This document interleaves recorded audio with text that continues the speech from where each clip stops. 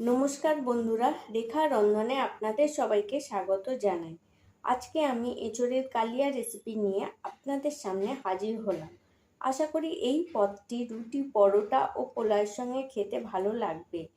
চলুন তবে এঁচোড়ের কালিয়া বানানো যাক। আমি এখানে 500 গ্রাম এঁচোড় আর একটা মিডিয়াম সাইজের আলু ছোট টুকরো করে নুন দিয়ে সেদ্ধ করে রেখে দিয়েছি।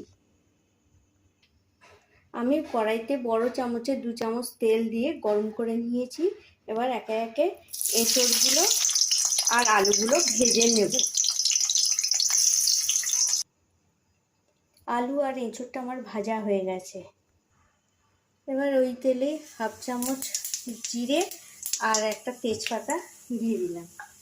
দিয়ে আর একটা মিডিয়াম সাইজের পেঁয়াজ কুচো করে নিয়ে দিয়ে দিই।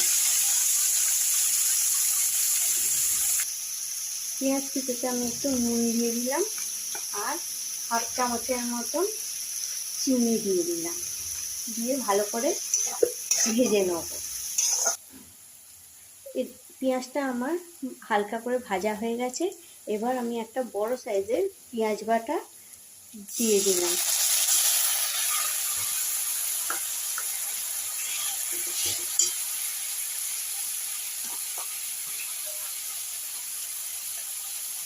দেড় চামচ আদা রসুন কাঁচা লঙ্কা বাটা দিয়ে দিলাম। দিয়ে ভালো করে ভেজে নেব। পেঁয়াজটা আমার ভাজা হয়ে গেছে। এতে আমি একটা টমেটো বাটা দিয়ে দিলাম।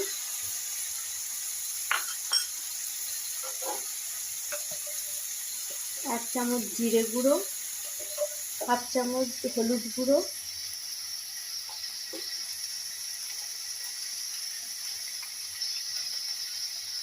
হাফ চামচ কাশ্মীরি লঙ্কা গুঁড়ো,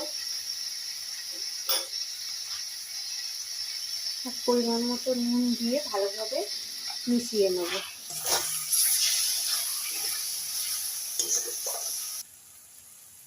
এবার আমি এতে ভেজে রাখা এঁচোড় আর আলু ভাজাগুলো দিয়ে ভালো করে মিশিয়ে নেব। এঁচোড়টা আমি কষে নিয়েছি। এতে আমি গরম জল দিয়ে দিলাম।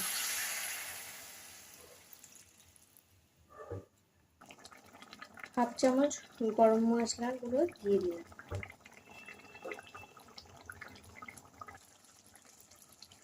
এবার আমি এঁচোড়ের তরকারিতে ঘি দিয়ে 5 মিনিট ফুটতে দিয়ে নামিয়ে নেব। এঁচোড়ের তরকারি আমি পরিবেশন করে দিলাম।